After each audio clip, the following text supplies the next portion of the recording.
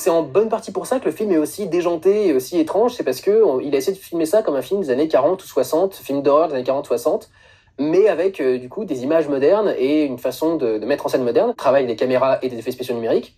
Et ce film-là, beaucoup plus que le premier, travaille des caméras qui sont beaucoup plus épaules, qui sont beaucoup plus libres, qui vont beaucoup plus se promener dans le décor, ce qui est beaucoup plus compliqué à faire quand tu fais des effets spéciaux, parce que du coup, la lumière et la réflexion sur le personnage vont changer en fonction de chaque angle de la caméra.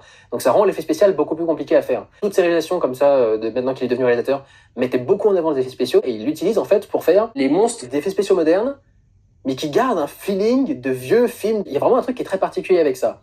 Et en même temps, il y a un côté très irrévérencieux et très comique et très second degré que tu t'arriveras pas forcément à trouver dans un film de ce genre-là, même avec... Le premier était plus sombre, je trouve, et celui-ci est plus humour tout court. Tu sens beaucoup moins le côté de monstre, tu vois plus le côté un peu ridicule. T'as une scène de baston où t'as Skang et il envoie qui se mettent des coups de boule à eux-mêmes. Il y a un côté un peu slapstick, pour le coup, fait un peu côté vieux film aussi.